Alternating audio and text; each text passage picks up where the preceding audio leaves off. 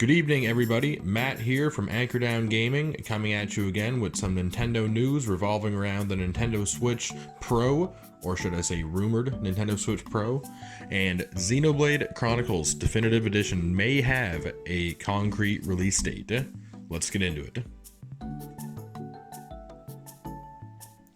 So, recently, there was a supposed leak from a user on the Asian website Klein.net.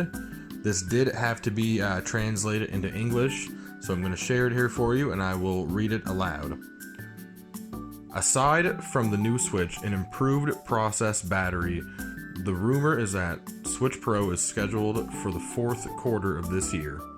The difference with previous rumors is that Nintendo will not adapt or adopt an additional clocked up version of Tegra X1. Nintendo's partner sources say that there is a custom processor that Nintendo is currently working with NVIDIA, but Taiwan's information says it's not yet time to start mass production. In other words, it may be difficult to release in the fourth quarter of this year, and unlike rumors, 4K support or such a big performance industry should not be expected.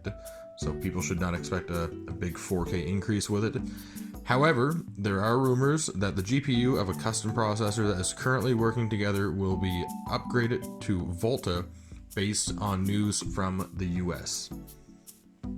So, I just want to get one thing clear with all this information that I'm reading aloud. I'm really not that acknowledged when it comes to, custom processors and GPUs and CPUs and teraflops and performance and all that stuff. Of course, I would love to see the Nintendo Switch Pro that's rumored be much more powerful and a much more capable machine. Do I think that's going to be the case? No, I absolutely don't. I try my best to not think about it too hard and not get my hopes too high. Because at the end of the day, I just look at the past, and when it comes to upgrading hardware in that big of a leap, Nintendo, it's just not their way. They never do it that way. Look at the Nintendo 3DS, for example, and the way that was upgraded. That's kind of what I expect with a Switch Pro, but a little bit more. A faster machine, a little bit more able machine. Whether or not it's going to be able to play certain games that the Switch Lite and the regular Switch won't be able to play, that's hard to say.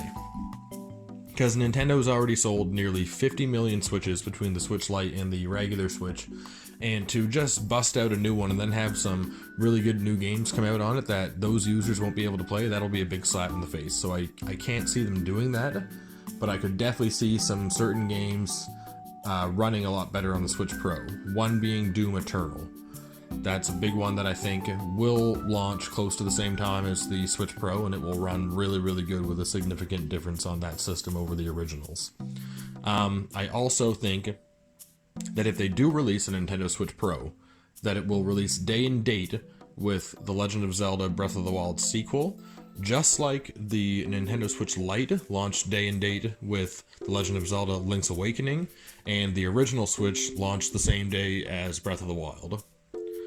But that's pretty well all I got for the Switch Pro. Hopefully it comes. I'd like to see it. I'll buy it day one. And from there, let's get on to the other news. So there have been tons of retailers posting a release date for Xenoblade Chronicles Definitive Edition. They're saying that May 29th is the date. This is somewhat exciting news to me, but not really. I'm actually a little disappointed if that's the day, because that is the same day that The Last of Us Part 2 comes out, and they're both two huge games that I really, really want to sink a lot of time into and play a lot of. If that's what happens, I'm going to have to buy The Last of Us Part 2 first, and then I will buy Xenoblade after, because I know that I will beat The Last of Us 2 before I beat Xenoblade Chronicles Definitive Edition, because I played Xenoblade Chronicles 2 and it completely blew me away. So I've never played the first one, so this is exciting for me, and I sunk almost 100 hours into Xenoblade Chronicles 2. Now they're saying that Last of Us Part 2 is going to take about 30-ish hours to beat, so I'll probably sink that into it, and then depending on what else there is to do in the game, probably put the game down. But Xenoblade Chronicles Definitive Edition looks amazing.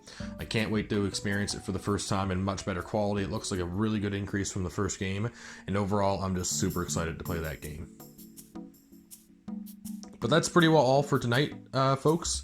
Just a little quick video. I wanted to cover that rumor with the Switch Pro and the new leak, and kind of get my thoughts out on Xenoblade Chronicles Definitive Edition, because these retailer leaks, they have been going around for a while now, but they just keep coming and coming and coming, and they don't stop. So, yeah.